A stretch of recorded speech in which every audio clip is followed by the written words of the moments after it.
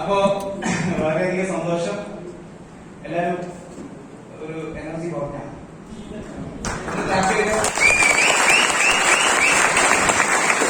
ആദ്യം തന്നെ ഞാൻ ഈ വേദിയിൽ നിൽക്കുമ്പോൾ സർവശക്തനായ ദൈവത്തിനാണ് നന്ദി പറയുന്നത്. കാരണം ഇങ്ങനെ ഒരു ഇൻഡസ്ട്രിയുടെ ഭാഗമാകുന്ന ഒരിക്കലും വിശ്വസിച്ച വ്യക്തിയല്ല.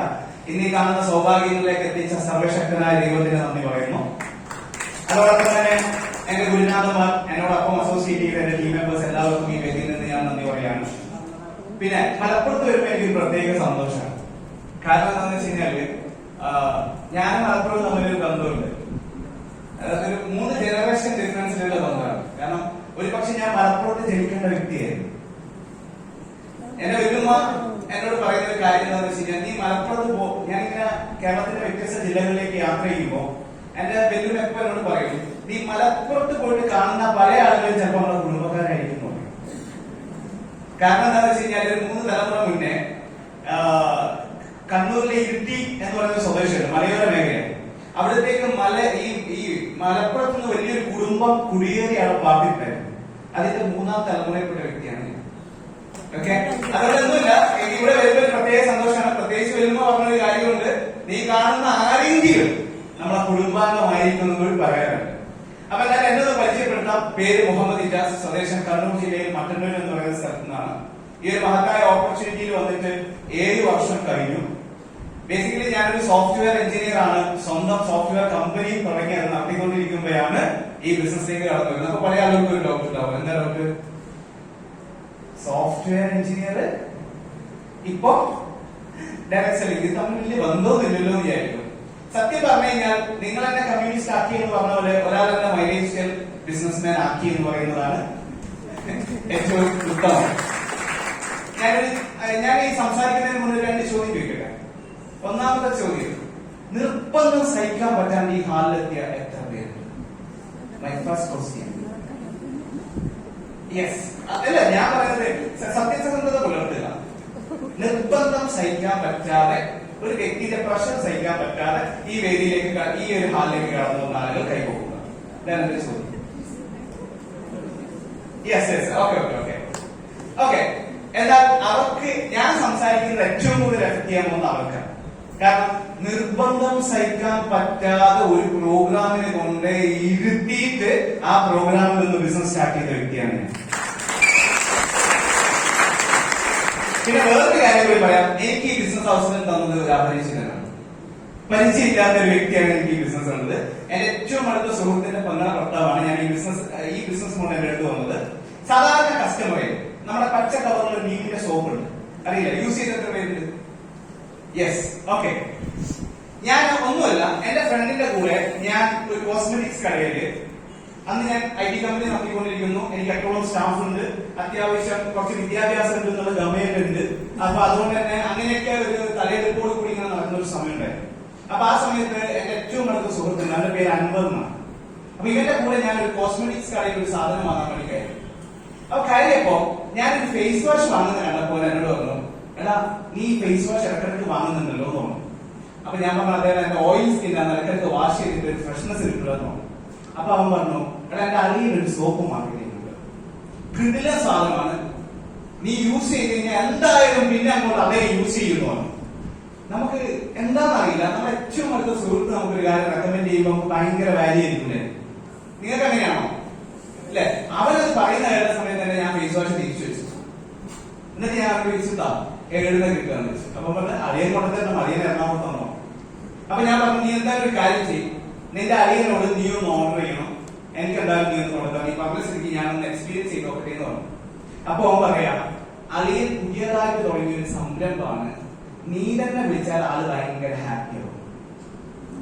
ഹലോ, ഇത് എന്തൊക്കെയാണെന്ന് അറിയില്ല, നീ തന്നെ വിളിച്ചാൽ ഭയങ്കര ഹാപ്പിയാണെന്ന് പറഞ്ഞപ്പോ അതെനിക്ക് നമ്പർ തന്നു, ഞാൻ വിളിച്ചു. അദ്ദേഹത്തിന്റെ പേര് മുബാറക് എന്നാണ്. ഞാൻ അദ്ദേഹത്തിന്റെ നമ്പർ വിളിച്ച് ഞാൻ പറഞ്ഞത്, ഞാൻ അൻവറിന്റെ ഫ്രണ്ടാണ്, നിങ്ങളൊരു സോപ്പ് മാർക്കറ്റ് ചെയ്യുന്നുണ്ട്, കണ്ണൂരേക്ക് എപ്പാണ് നിങ്ങൾ വരിക എന്ന് ചോദിച്ചു. അപ്പൊ പറഞ്ഞു, ഞാൻ അടുത്ത ആഴ്ച വരുന്നുണ്ട്, എന്നാൽ എനിക്ക് ആ സോപ്പ് ഒന്ന് കൊണ്ടുതരണം. അങ്ങനെ അദ്ദേഹം കണ്ണൂരേക്ക് വരുമ്പോ എന്നെ ഒന്ന് കണ്ടു, എന്റെ കയ്യിലേക്ക് സോപ്പ് തന്നു. സോപ്പിന്റെ കൂടെ ഒരു ടൂത്ത് പേസ്റ്റും കൂടി തന്നു.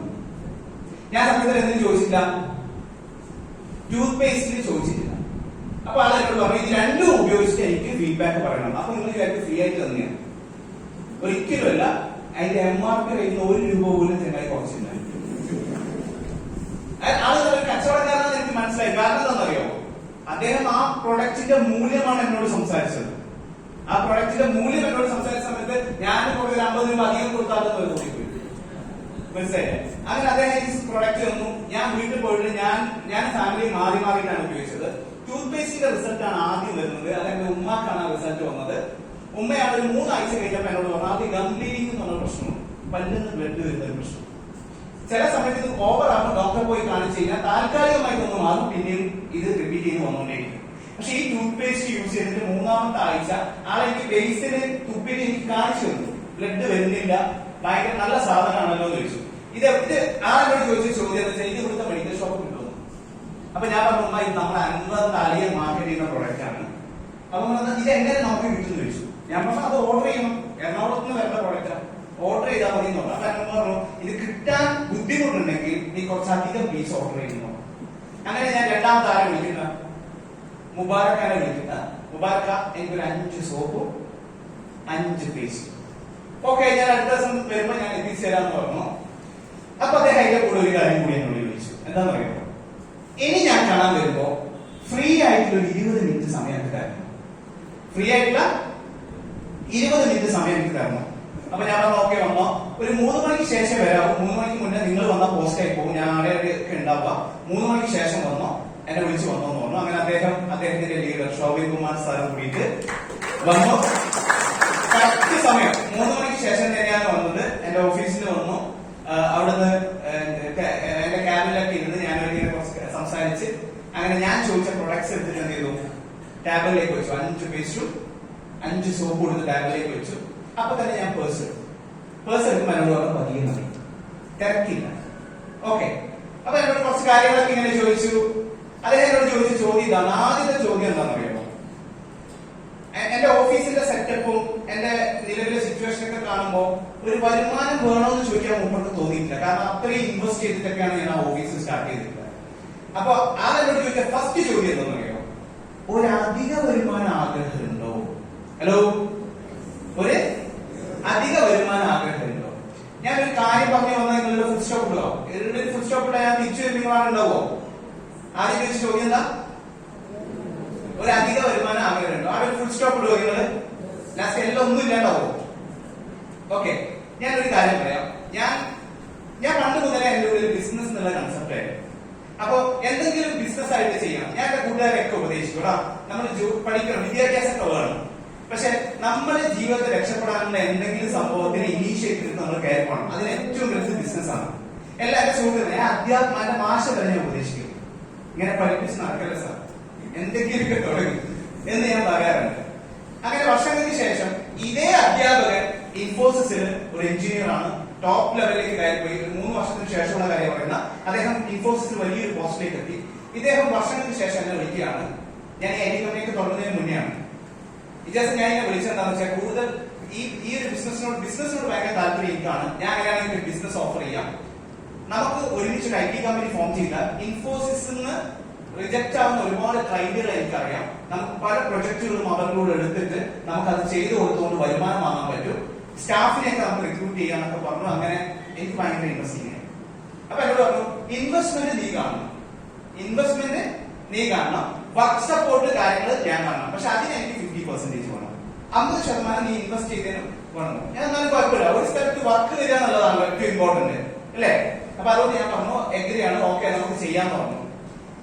എത്ര ഇൻവെസ്റ്റ്മെന്റ് വേണ്ടി വരും ഞാൻ ചോദിച്ചു. അപ്പൊ എന്നോട് പറഞ്ഞു തുടക്കത്തിൽ ഒരു 20 lakhs കണ്ടാൽ മതി എന്ന് പറഞ്ഞു, 20 ലക്ഷം കണ്ടാൽ മതി എന്ന് പറഞ്ഞു. അപ്പൊ തന്നെ ഞാൻ ബിഗ് സീറോയിലല്ലേ, അപ്പൊ 20 ലക്ഷം കാണും. പക്ഷെ നല്ല കാര്യത്തിനല്ലേ. ഞാൻ ഫണ്ട് അറേഞ്ച് ചെയ്യാൻ തുടങ്ങി, വീട്ടിൽ നിന്നൊക്കെ കുറച്ച് എമൗണ്ട് അറേഞ്ച് ചെയ്യാൻ തുടങ്ങി. ഉമ്മാന്റെ അടുത്തൊക്കെ പോയി കറക്റ്റ് എന്റെ പ്രൊജക്ടൊക്കെ പറഞ്ഞു കൊടുക്കുന്ന സമയത്ത് ഉമ്മാന്റെ ഗോൾഡൊക്കെ കൈയോടെ കിട്ടി, അതൊക്കെ കൊണ്ടുപോയി വെച്ച്. കാരണം നമുക്ക് നല്ലൊരു കാര്യത്തിൽ നമുക്ക് ആ ഫണ്ട് അറേഞ്ച് ചെയ്യുമ്പോൾ ഭയങ്കര സാറ്റിസ്ഫാക്ഷൻ ആയിരുന്നു. അങ്ങനെ ഫ്രണ്ട്സിന്റെ അടുത്ത് 2, 3 അങ്ങനെയൊക്കെ അറേഞ്ച് ചെയ്ത് ഏകദേശം 22 ലക്ഷം രൂപകൾ അറേഞ്ച് ചെയ്തിട്ട് ഒരു IT കമ്പനി ഫോം ചെയ്തു, 8 സ്റ്റാഫിനെ റിക്രൂട്ട്മെന്റ് ചെയ്തു. നല്ല രീതിയിൽ സ്ഥാപനം അത്യാവശ്യം തുടക്കത്തിൽ കുറച്ച് വർക്കുകളൊക്കെ വന്നു. ആദ്യത്തെ 1.5 വർഷം ഓക്കെ ആയിരുന്നു. പക്ഷെ 1.5 വർഷം കഴിഞ്ഞ സമയത്ത് IT വർക്ക് എന്ന് പറയുന്ന സാധനമില്ല. ശരിയായ രീതിയിൽ ഫുൾ ഡെസ്ക്. ഞാൻ എപ്പോഴും ക്യാബിന്റെ ഉള്ളിൽ ഇങ്ങനെ വെറുതെ ഇരിക്കുക. ഈ ഒരു സിറ്റുവേഷനൊക്കെ ഞാൻ അനുഭവിച്ചുകൊണ്ടിരിക്കുന്ന സമയത്താണ് ആരുടെ ആഗമനം? മുബാറക് സാറിന്റെ ആഗമനം. ഞാൻ ഫുൾ സ്റ്റോപ്പ് ഇട്ടൊന്നും തിരിച്ചു പോവാം. എന്നോടാണ് ചോദിക്കുന്നത് ഒരധിക വരുമാനം ആഗ്രഹമുണ്ട്. ഞാൻ സത്യത്തില് ഇനി എന്തെങ്കിലും ഞാൻ ചെയ്തില്ലെങ്കിൽ എന്റെ ലൈഫ് സ്പോയിൽ ആവുന്ന 100% എനിക്ക് ഉറപ്പാണ്. കാരണം എന്താ, എക്സ്പീരിയൻസ് വർഷം കൂടിക്കൊണ്ടിരിക്കുകയാണ്. അതിൽ വരുമാനം ഇല്ലെങ്കിൽ ഞാൻ സീറോ. ഞാൻ ഇങ്ങനെ എപ്പോഴും ചിന്തിക്കും, എന്റെ ക്യാബിനിൽ ഇരുന്ന് ഞാൻ ഇങ്ങനെ ചിന്തിക്കും, ഞാൻ 3 കൊല്ലം കൂടി ഇതേ സാധനമാണ് ചെയ്യുന്നതെങ്കിൽ നാട് അറിയപ്പെടുന്ന ഒരു കടക്കാരനായി മാറും. കാരണം എന്താ അറിയോ, സ്റ്റാഫിന് സാലറി കൊടുക്കാൻ സുഹൃത്തുക്കളെ വിളിച്ചിട്ട് റോൾ ചെയ്യും. എടാ 50,000 ഉണ്ടാവോ, ഒരു 25,000 ഉണ്ടാവോ, ഇങ്ങനെ ചോദിച്ചിട്ട് ഇങ്ങനെ റോൾ ചെയ്ത് മാനേജ് ചെയ്ത് ഞാൻ ഇതുവരെ ശീലിക്കാത്ത പരിപാടിയൊക്കെ ഞാൻ ശീലിച്ചുകൊണ്ടിരിക്കുന്നു. അങ്ങനെ ഇരിക്കുന്ന സമയത്താണ് ആര് വരുന്നത്? മുബാറക് സാർ വരുന്നത്. അദ്ദേഹം എന്റെ അടുത്ത് വന്ന് കാര്യങ്ങളൊക്കെ സംസാരിച്ചു. അധിക വരുമാനം ആഗ്രഹമുണ്ടോ എന്നൊക്കെ ചോദിച്ചു. എന്റെ മുന്നിൽ ഈ എന്തിന്റെ ബിസിനസ് പ്ലാൻ തന്നു? മൈലേജ് സ്റ്റേജിന്റെ ബിസിനസ് പ്ലാൻ തന്നു. പിന്നെ അപ്പൊ ഇതൊക്കെ കേൾക്കുമ്പോ തന്നെ എന്റെ ഉള്ളിൽ ഞാൻ ഒരു കാര്യം പറയാം, ഞാൻ ഓപ്പൺ ആയിട്ടാണ് പറയുന്നത്. ഇങ്ങനെയുള്ള ഒരു ബിസിനസ് മോഡലിനോട് എനിക്ക് ഒരു താല്പര്യമില്ല. ഏറ്റവും വലിയ ഉദാഹരണം പറയാം. എന്റെ വീടുണ്ടല്ലോ, എന്റെ വീടിന്റെ തൊട്ടപ്പുറം ഒരു വ്യക്തിയുണ്ട്, ഞാൻ പേരൊന്നും പറയുന്നില്ല. അവൻ ഇതേപോലെ ഒരു ബിസിനസ് സ്റ്റാർട്ട് ചെയ്ത സമയത്ത് 4 മണിക്ക് ഏറ്റവും കൂടുതൽ പാരവെച്ച വ്യക്തി ഞാൻ. കാരണം എനിക്ക് വിശ്വാസമില്ല. എന്റെ ഏതെങ്കിലും സുഹൃത്തുക്കൾ അവരെ കണ്ടു കഴിഞ്ഞാൽ തിരിച്ചിട്ട് എന്നെ വന്ന് കണ്ടു കഴിഞ്ഞാൽ അവൻ വിളിച്ചാൽ ഫോൺ വരെ എടുക്കില്ല. ഞാൻ കലക്കി വിട്ടു. കാരണം ഇങ്ങനെയുള്ള ബിസിനസ് മോഡലുകൾക്ക് അപകടമാണ്, ഇതൊക്കെ തെറ്റാണ് എന്ന് ഉറച്ചു വിശ്വസിച്ച ഒരു വ്യക്തിയാണ്. മാത്രമല്ല ഞാനൊന്നും ചെയ്യേണ്ട ബിസിനസ് അല്ല. ഞാൻ പറയാലോ, നമുക്കൊരു തലക്കനം എന്ന് പറയുന്ന ഒരു സാധനമുണ്ട്. ഇവിടെ മലപ്പുറത്ത് എന്താ പറയാ, എല്ലാവരും അറിയാം പറയാം, അങ്ങനത്തെ ഒരു സാധനമുണ്ട്. അതായത് വിദ്യാഭ്യാസം എന്ന് പറയുന്നത് നല്ലതാണ്. പക്ഷെ വിദ്യാഭ്യാസം നേടിയതിന്റെ പേരിൽ മുൻധാരണ വന്നാൽ ഏതൊരു കാര്യത്തെ കുറിച്ച് ഞാൻ അത് ചെയ്യൂല, ഞാൻ ഇത് ചെയ്യൂല. നമുക്ക് ഒരാൾ മുങ്ങിച്ചാവുമ്പോ നമുക്ക് കയറി തരിക. അപ്പൊ നമ്മൾ ആ കയറ് പിടിക്കുന്നില്ല. കാരണം എന്താ പറയുക, ആ കയറിൽ ISI മാർക്കില്ല. ഇങ്ങനത്തെ വിദ്യാഭ്യാസം കൊണ്ട് കാര്യമില്ല. ഞാൻ വിശ്വസിക്കുന്നത് ഇങ്ങനത്തെ വിദ്യാഭ്യാസം കൊണ്ട് കാര്യമില്ല. ഈ ഓപ്പർച്യൂണിറ്റി എന്റെ മുന്നിൽ എത്തിയ സമയത്ത് ഞാൻ ഇങ്ങനെ തന്നെ എടുത്തത്. ഞാൻ എന്റെ മുന്നിൽ വന്നിട്ട് മുബാറക് സാർ ബിസിനസ് പ്ലാൻ പറഞ്ഞു. ഇതാണ് തോന്നിയ നിമിഷം, ഇങ്ങനെ ഒരു ഓപ്പർച്യൂണിറ്റി ഞാൻ തോന്നിയ നിമിഷം മുതൽ ഞാൻ എന്റെ ശ്രദ്ധയ്ക്ക് കൊടുത്തു. ഞാൻ ഇങ്ങനെ ഫുൾ തമാശയായി ചിരിച്ച് ആൾ ഓരോ കാര്യം പറയുന്നത് ഞാൻ മൂലൽ മാത്രം. ഇൻകം പ്ലാൻ ഇങ്ങനെ പറയണം. 10,000 മാച്ച് ചെയ്താൽ 1,200 രൂപ, 20,000 മാച്ച് ചെയ്താൽ 2,400 രൂപ, 10 ലക്ഷം മാച്ച് ചെയ്താൽ 1,20,000 രൂപ. 17 ലക്ഷം ബിസിനസ് വോളിയം മാച്ച് ചെയ്താൽ 2,10,000 രൂപ. അന്നേരമാണ് ഞാൻ ആദ്യത്തെ ചോദ്യം ചോദിച്ചത്, ഇത് മാസത്തിലാണോ ആഴ്ചയിലാണോ? അപ്പൊ ആള് പറഞ്ഞത് ആഴ്ചയിലാണ്. അടിപൊളി. അപ്പൊ തന്നെ ഞാൻ അവളോട് പറഞ്ഞു, മുബാറക് നിങ്ങളെ പ്രൊഡക്റ്റ് ഒരു രക്ഷയില്ല, ഞാൻ നിങ്ങളെ കാലാകാലം നിങ്ങളെ കസ്റ്റമർ ആയിരിക്കും. ഓക്കെ, കാരണം എന്റെ ഏറ്റവും നല്ല സുഹൃത്തിന്റെ അളിയാണ്, പണക്കി വിടാൻ കഴിയില്ല. അങ്ങനെ അദ്ദേഹം എന്റെ ഓഫീസിൽ നിന്ന് പോകുമ്പോൾ എന്നോട് പറഞ്ഞു, ബിസിനസിനെ കുറിച്ച് ഡൗട്ട് ഉണ്ടെങ്കിൽ എന്നോട് ചോദിക്കണം. ഞാൻ ഒരു ഡൗട്ടില്ല, ക്ലിയർ. അങ്ങനെ അദ്ദേഹത്തിന്റെ വഴിക്ക് വിട്ടു. പക്ഷെ ഞാൻ ഇന്നും വിശ്വസിക്കുന്ന ഒരു കാര്യമുണ്ട്, ഈ ദൈവത്തിന്റെ തീരുമാനം എന്ന് പറയുന്നത് അത് ഭയങ്കര ശക്തിയുള്ള സാധനം. കാരണം എന്താ അറിയാമോ, നമ്മൾ എവിടെയെങ്കിലും, ഞാൻ വിശ്വസിക്കുന്ന, നിങ്ങൾക്ക് എതിർപ്പുണ്ടെങ്കിൽ പറയാം, നമ്മൾ എവിടെയെങ്കിലും എത്തിക്കണം എന്ന് ദൈവം പ്ലാൻ ചെയ്താൽ തീർച്ചയായിട്ടും ആ റൂട്ടിൽ നമ്മൾ എത്തിക്കും. ഞാൻ വിശ്വസിക്കുന്ന ഒരു കാര്യം പറയാം, നിങ്ങൾക്ക് എതിർപ്പുണ്ടാവുമായിരിക്കും. ഈ ഭൂമിയിൽ നമ്മളെ ഒരു സക്സസിലേക്ക് എത്തിക്കാൻ ഏതെങ്കിലും ഒരു മനുഷ്യനെ നിയോഗിക്കും ദൈവം.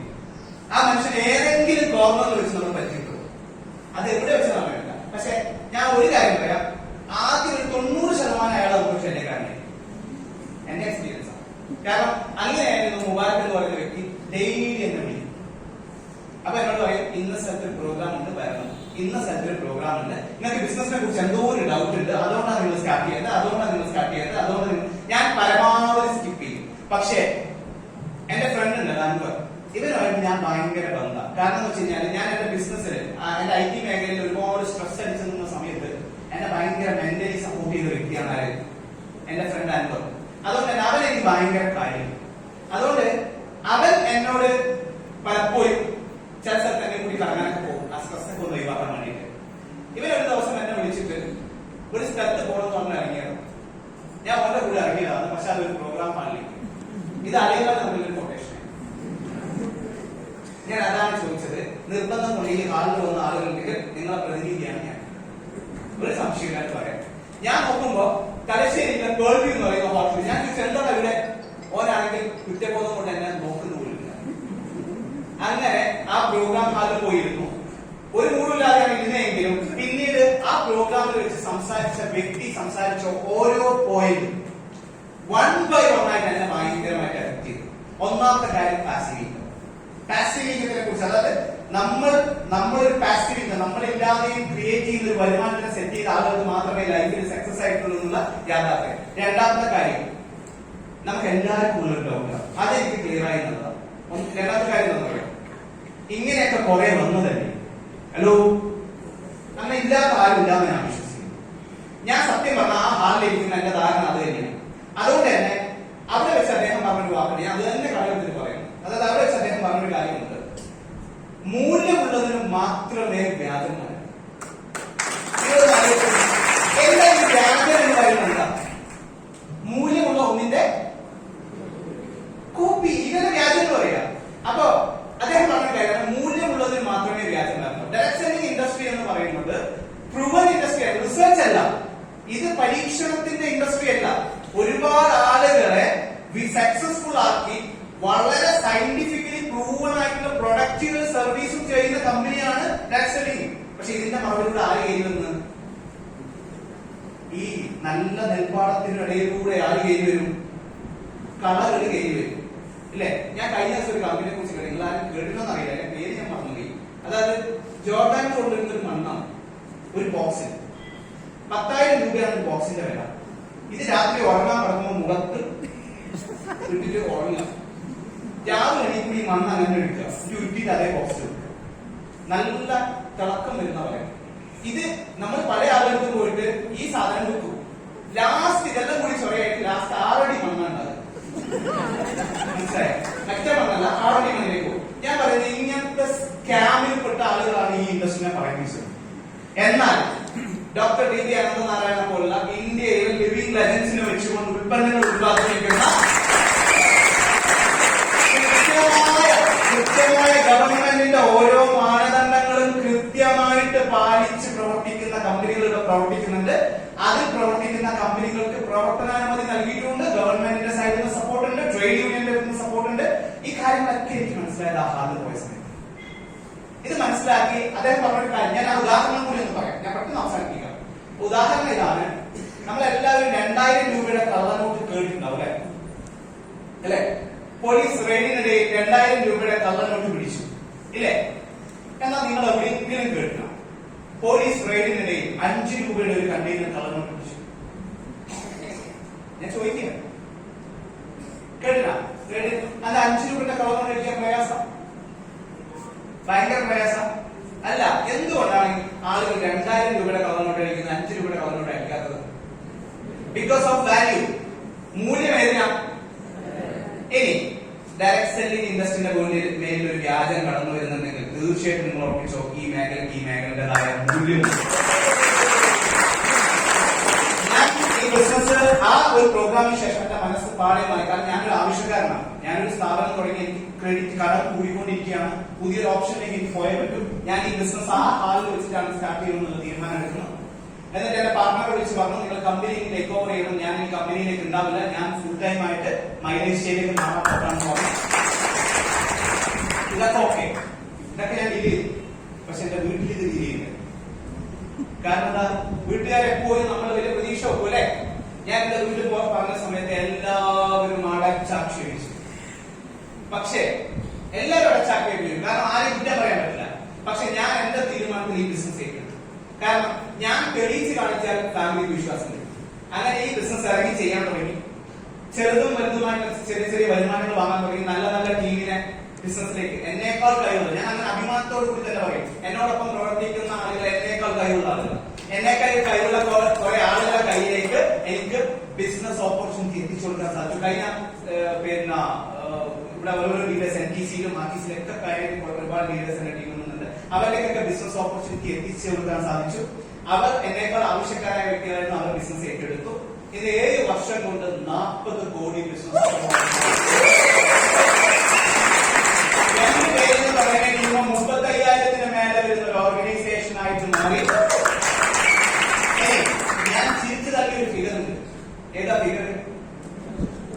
2,10,000 രൂപ. ഞാൻ നിങ്ങൾക്ക് ചോദിക്കും, നിങ്ങൾ വിചാരിക്കുന്നുണ്ടോ ഞാൻ അറിവില്ലായ്മ കൊണ്ട് ചോദിച്ചാൽ ഇത് ആഴ്ചയിലാണോ മാസത്തിലാണോ? ഞാൻ ആളെ ശരിക്കും ആക്കിയത് ഇത് മാസത്തിലാണോ ആഴ്ചയിലാണോ? കാരണം എനിക്കിതിൽ വിശ്വാസമില്ല. പക്ഷെ ഈ ബിസിനസ്സിൽ ഇറങ്ങി പ്രവർത്തിക്കുമ്പോൾ ഇതിന്റെ ക്ലാരിറ്റി വരാൻ തുടങ്ങി. ട്രെയിനിങ്സും പ്രോഗ്രാംസും അറ്റൻഡ് ചെയ്യുമ്പോൾ ക്ലാരിറ്റി കൂടാൻ തുടങ്ങി. ശക്തമായിട്ട് ഇറങ്ങി ചെയ്തിട്ട് ഞാനൊരു കാര്യം നിങ്ങളോട് പറയാം. നമ്മളൊരു ബിസിനസ് ചെയ്യുമ്പോൾ ആ ബിസിനസ്സിൽ ഒരു എൻജോയ്മെന്റ് കിട്ടണം അല്ലേ? ഞാൻ നിങ്ങൾക്ക് എൻഷുർ ചെയ്യുന്ന ഒരു കാര്യം എന്താ പറയുക, ഈ ബിസിനസ് ചെയ്യുമ്പോൾ നിങ്ങൾ ഭയങ്കര ഹാപ്പി. കാരണം എന്താ വെച്ച് കഴിഞ്ഞാല് ഒരുപാട് ബന്ധങ്ങൾ. നമ്മൾ പണം ഓക്കെ, പണം ഒരു ഘടകമാണ്. പക്ഷെ അതിനപ്പുറം കിട്ടുന്ന ഒരുപാട് കാര്യങ്ങളുണ്ട്. ഒന്ന് പേഴ്സണാലിറ്റി. നേരത്തെ കുറച്ച് ആളുകൾ ഇവിടെ കയറി വന്നു. അവരുടെ ജീവിതത്തിൽ മൈക്കെടുത്ത് സംസാരിക്കുന്ന പോലും വിചാരിച്ച ആളുകളല്ല. പക്ഷെ ഈ ബിസിനസ്സിൽ വന്നതോടുകൂടി അവരുടെ വസ്ത്രം, അവരുടെ പേഴ്സണാലിറ്റി, അവരുടെ സംസാരം ഇതൊക്കെ മാറാൻ. ഞാൻ എന്റെ ഫാദറിനോട് പറയുന്ന ഒരു കാര്യമുണ്ട്. ഉപ്പ, ഞാൻ ഈ ബിസിനസ്സിലൂടെ നേടിയ ഏറ്റവും വലിയ അസറ്റ് എന്താണെന്ന് അറിയുന്നു ചോദിച്ചു. ഉപ്പ എന്താ?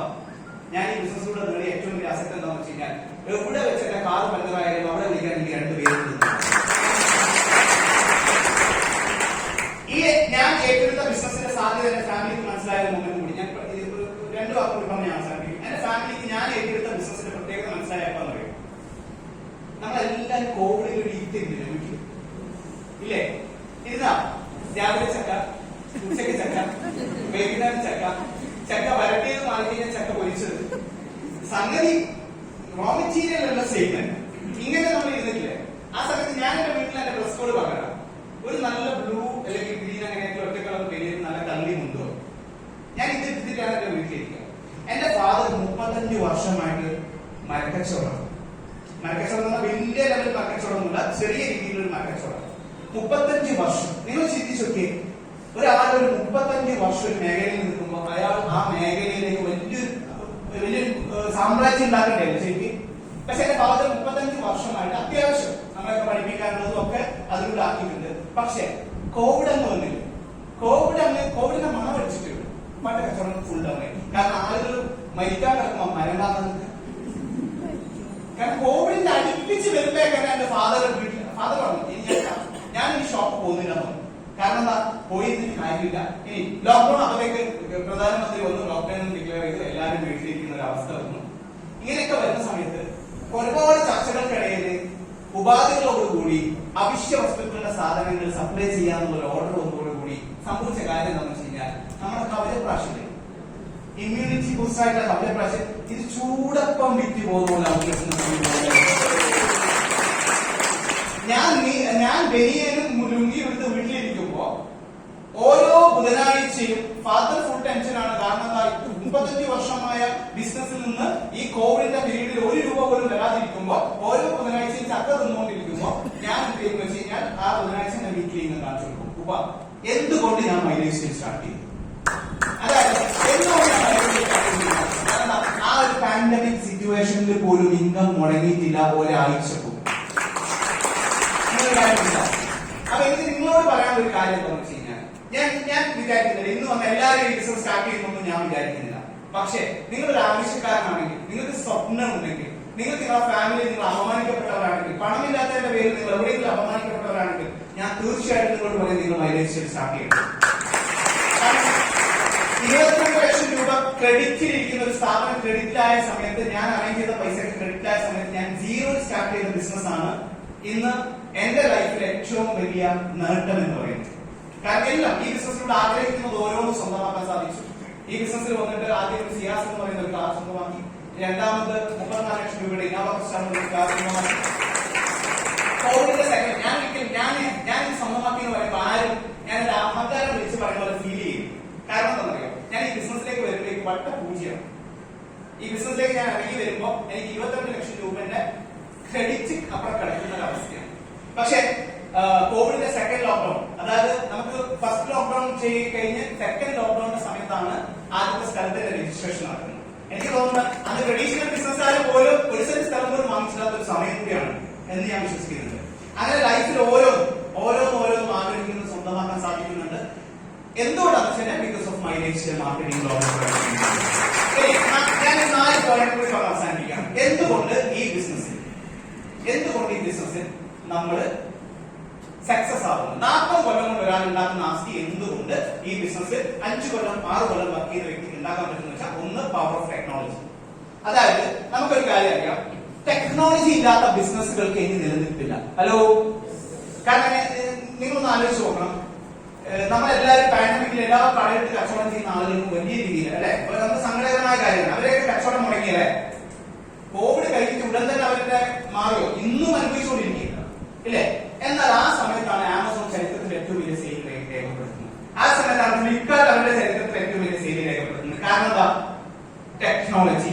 നിങ്ങൾക്ക് മൈലേജ് സെയിൽ എന്ന് പറയുന്ന ബിസിനസ് ഏറ്റവും വലിയ സാധ്യത എന്ന് വെച്ച് കഴിഞ്ഞാൽ പവർ ഓഫ് ടെക്നോളജിയാണ്. എന്റെ 10 ഐഡിയുടെ കണക്കിലാണ് എന്റെ അക്കൗണ്ടിൽ വരുന്ന എല്ലാ ടീം. അവിടെ നടക്കുന്ന ബിസിനസ് ഞാൻ ഇല്ലെങ്കിലും അതിന്റെ നിശ്ചിത ശതമാനം എനിക്ക് വരുമാനമായിട്ട് വരും. അതിന് എനിക്ക് അവരുമായിട്ട് സംസാരിക്കണം എന്ന് പോലും. കഴിഞ്ഞ ദിവസത്തെ എക്സ്പീരിയൻസ് ഞാൻ പറയാം. തെലുങ്കാനയിൽ നമുക്കൊരു ടീം സെറ്റായി. അവിടെ നിന്ന് ഒരു റെയിൽവേ വിദ്യാഭ്യാസത്തിനൊക്കെയാണ് സ്റ്റാർട്ട് ചെയ്തിട്ടുള്ളത്. അവിടെ ഇഷ്ടംപോലെ പ്രൊഡക്റ്റുകൾ വാങ്ങിക്കുന്നുണ്ട്, മാർക്കറ്റ് ചെയ്യുന്നുണ്ട്, എല്ലാം ചെയ്യുന്നുണ്ട്. ഒരു ദിവസം എന്റെ ഒരു ഡിസ്ട്രിബ്യൂട്ടർ, അവിടെ ലീഡറായിട്ട് ഒരു ഡിസ്ട്രിബ്യൂട്ടർ എന്ത് ചെയ്തു, എന്നോട് പറഞ്ഞു, സാർ അവിടെ ലീഡറുമായിട്ട് സാറൊന്ന് സംസാരിക്കും. ആരോട്? എന്നോട് പറഞ്ഞു സാറൊന്ന് സംസാരിക്കണം. അപ്പോ ഞാൻ പറഞ്ഞു ഓക്കെ സംസാരിക്കാലോ. അങ്ങനെ അദ്ദേഹത്തിന് ഫോൺ കണക്ട് ചെയ്തു. സത്യത്തില് ഞാൻ അദ്ദേഹത്തിന് ഇംഗ്ലീഷ് അറിയാൻ ഞാൻ ഇംഗ്ലീഷിലാണ് കുറച്ച് സംസാരിച്ചത്. അദ്ദേഹം പറഞ്ഞു ഇംഗ്ലീഷ് അറിയില്ല. അപ്പൊ ഞാൻ ലാംഗ്വേജ് എന്താന്നുള്ളത് ഞാൻ ചോദിച്ചപ്പോ പറഞ്ഞു തെലുങ്ക് ഹിന്ദി. തെലുങ്ക് ഹിന്ദി. അപ്പൊ ഭാഗ്യം കൊണ്ട് ഈ 2 ലാംഗ്വേജ് എനിക്ക് പഠിക്കാം. അപ്പൊ ഞാൻ എന്താ അങ്ങോട്ട് സംസാരിച്ച് അവരെന്താ ഇങ്ങോട്ട് സംസാരിച്ച് ഒന്നും കിട്ടും കിട്ടില്ല. പക്ഷെ അവിടെ നടക്കുന്ന ഓരോ ടേൺ ഓവറിന്റെയും നിശ്ചിത ശതമാനം എന്റെ അക്കൗണ്ടിൽ വന്നിട്ടുണ്ട്. ബാക്കി എന്നൊരു വിഷയമല്ല. രണ്ടാമത്തെ പോയിന്റ് പവർ ഓഫ് ടീം. അതായത്